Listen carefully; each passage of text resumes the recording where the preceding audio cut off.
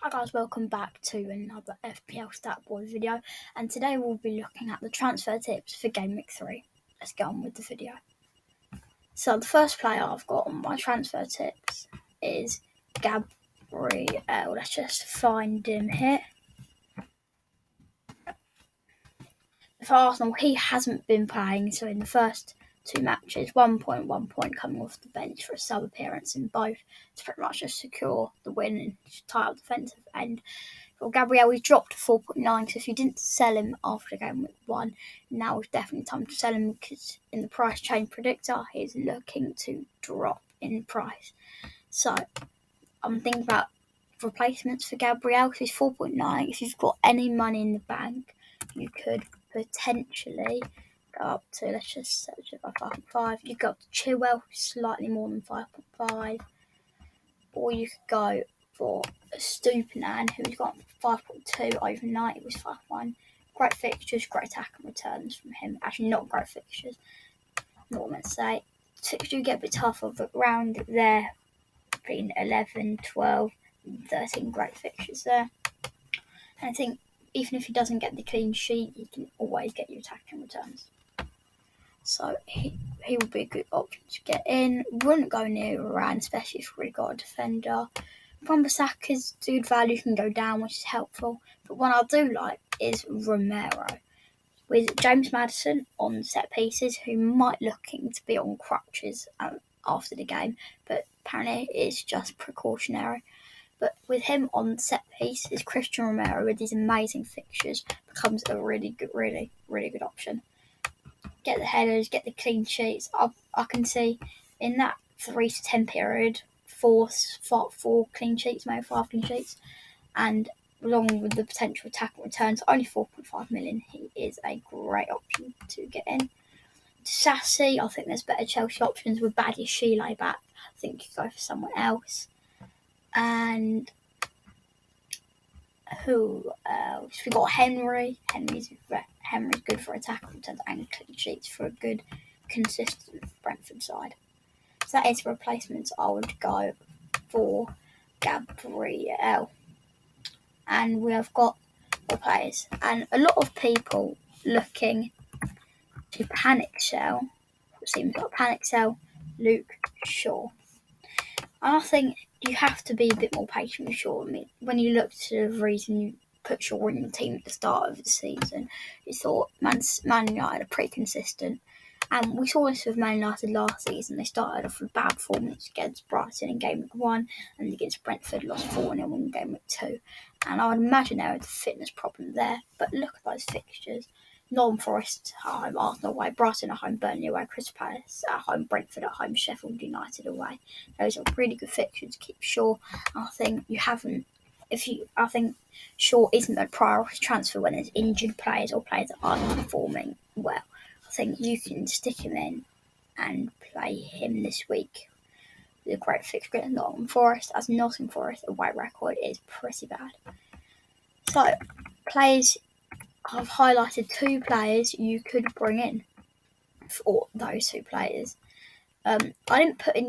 I don't know how to put in. Let's have a look. So, Sean Gabriel, if I get out. Gvardiol is the first. Yosso Gvardiol, only 5 mil. He looks to go up tonight. So tonight, don't record on Wednesday. So if you want to get the move done, I'll get it done quickly. But he is pretty good. Look, I think he's going to be guaranteed to start playing that hybrid role. Him or Akanji will switch over in that role, just like in between the double pivot in midfield. Sheffield United, Fulham, West Ham, Nottingham Forest, Wolves. I know you can see that those are great fixtures nailed on, and City have kept 2 out of 2 clean sheets so far. Pretty impressive. And the next one, pretty obvious one. Everyone expected him to get on this. 9 points per match, as you can see here. I mean, what a player he is. And even with the bad, or not bad fixtures, but the worst fixtures, you definitely could get away with him with the attack and returns. I mean, after this little dodgy patch here, you got Newcastle, Man United, Bournemouth, Aston Villa, Liverpool, and Man City. But after you got Fulham, Everton, Sheffield United, Nottingham Forest, and he's cheap enough that you can bench him people like Shaw in that time period. he is not available. So enough with the defenders. Let's go on to the midfielders. Just try not to reveal everyone I've got on the list. So Rashford, if I bring up the numbers of transferred out, let's get that up. Let's get the transferred out numbers. I should hide that, shouldn't I? And let's go on to transferred out. Give me a second. Transferred out. There we go. So I had Gabriel and Shaw on there. Rashford and Odegaard. So here, Rashford, like Shaw, a lot of people are panic selling him. I think there is a little niggle with Rashford. I've seen it before in that patch round GW3 last season where it's like this. I'm sure we'll get back to his good form, and got Nottingham Forest at home, keep him for that. And Arsenal, if he does nothing against Nottingham Forest at home, you can bend the question, like, do I need him? But then you might leave him sell him then, because you've got Arsenal away, but then he goes into Brighton at home, Burnley away, Crystal Palace, Brentford at home, and Sheffield United away, which are really good fixtures. So yeah, great job there, Rashford. So I'd keep him. Don't panic sell yet. I mean, if you feel like you can get another player that's better, I mean, I know a lot of people will do. Rashford down to Foden and Yao Pedro up to Jackson. Oh, that's fine move. I could do that, I guess. I've got those two players in my team. I could definitely do that. But yeah, I would keep him on just for now. The opinion might change after next week, because if you don't get a return against Nottingham Forest at home, you shouldn't really have him in your team. So the next player, I don't understand why people are selling 220. Is that? Ooh. Yeah, 229,140 transfers out, which is really confusing for Odegaard. I mean, he just scored a goal and got 11 points. So I'm a bit confused about that. I'll definitely keep hold of him. I don't understand what people are selling. They're so rushed to get so many midfielders. I mean, 5 is good value. But look at those fixtures. The next 5 weeks, Fulham at home, Man United at home, Everton away, Spurs at home, Bournemouth away. Great fixtures. And Odegaard can return against any defence on penalties, as saw last night against Crystal Palace. And it's always helpful to have a penalty taker and really consistent like Odegaard. So I don't really understand why people are transferring him out. And 2 players you will highlight, you could definitely get in for him. First one, not enough people are talking about him, Diego Jota. I think that front 3 is pretty set of Salah, Diaz, Jota. Diaz and Jota are both good players, but Diaz is slightly less. But I'd pay the more premium for Jota, as he is the end product of that team. Yeah. So, and fixtures are good. Newcastle away, Aston at home, Wolves away, West Ham at home, Spurs away. Is that Luton? No, Brighton away. Yeah. So good fixtures, and Liverpool can score against any defence pretty much. And Jota is someone that you should be looking for if you're selling Rashford after next week, or Bruno Fernandes. With Bruno Fernandes, just like Rashford, I'll probably keep on for 1 more week and see what he does. He had that header against who was it, Spurs. He had a header against Spurs on the weekend that he really should have scored, which was the pass or the cross by Luke Shaw. So you should keep on to those 3. Who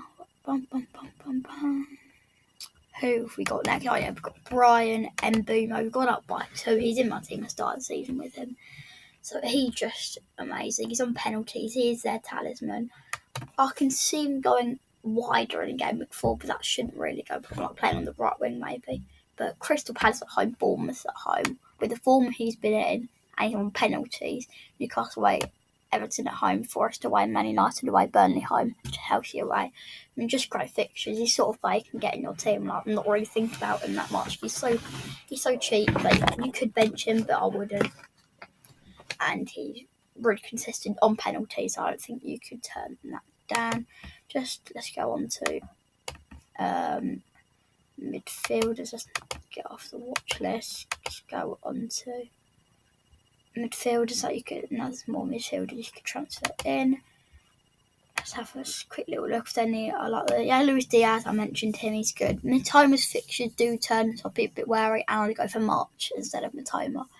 Anyway, Foden, not a bad move, but I mean, the narrative's completely changed from last week to this week. There were a lot of questions and people saying, "Oh, should I get rid of Foden? Didn't play." Well, we did play, but minutes risk, and then he only got 3 points. Yeah, blank. But now the narrative changed, and people act like he's already going to start. I wouldn't. I mean, you could go for him. I might go for him in the end. But Diaby's a really good option because he's playing a sort of a second striker when he's a midfielder, which is all what you like to see. Maddison, who was seen exiting on crutches and staying against Man United, I would wait until Postecoglou says anything about what his injury situation is like for buying or selling. And that is fine. Let's go on to the strikers.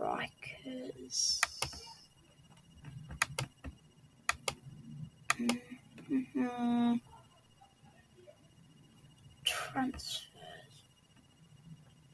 out. Ooh, let's just go. So the 2 players. There are.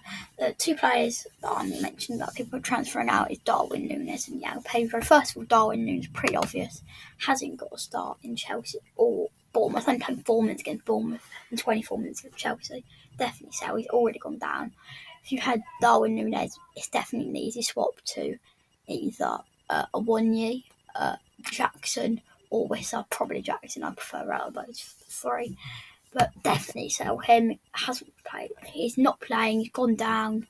So you just definitely don't play him at all. Because the likes of Jota, Gakpo, Diaz and Salah are all ahead from the pecking order. And Szoboszlai, they're all ahead for him in the pecking order. So definitely get off of Darwin Núñez. João Pedro, he did actually go up last week. But he's been transferred out this week. So we might go down to 5.5 again. So... yeah, he didn't play. Well, he did play against Wolves. He got 33 minutes, but got yellow cards. So he got 0 points. He's not a rush to get out. Everyone's saying, "Oh, rush, get João Pedro out." But I'm pretty sure he is fine to keep in. He's so cheap that you can bench him or play him. Playing the better fixtures, bench him in the worst ones. He's not the priority. But like other people, I think there is quite a lot of striker options you could go for. So. It's real about your team. Like with my team, I'm probably going to sell them to try and get Jackson, but we'll see about that when the end of the week comes. I will be making a team selection video at the end of the week, which I'll probably make it tomorrow. Probably make a team selection video tomorrow. So subscribe, hit that notification bell, and yeah, watch the video tomorrow. Don't go yet, but because we have still got 2 more strikers that are going in. First one is Nicholas Jackson. He was transferred in. No, he's not. His 3rd most transferred in striker. His XG's been pretty high. I think it's 1.2 XG so far, but he hadn't scored, which shows he's getting chances but not finishing it. But losing at home, Nottingham Forest at home, Bournemouth away, Villa at home, Fulham away, Burnley away, just great fixtures. Only 7 million, I think. I think you can definitely do that. I thought I had. Sorry, just a backtrack thought. Yeah, just a great option. Nicholas Jackson, him and Noni Madueke in the midfield.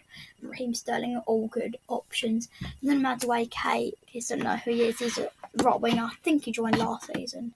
Yeah, he was at the club at the end of last season. But yeah, as Chumaweka is injured, pretty serious injury on non-return day in the injury. So I think Noni Madueke would slide straight into right wing. So it's 5.5 million. If you want to take a punt on him, you could. And the last watch list player is Alexander Isak, the most transferred in striker this week. Yeah, I've done it. Yeah, the most transferred in striker this week. Fixtures. I wouldn't buy him yet. You could. I might buy him this week.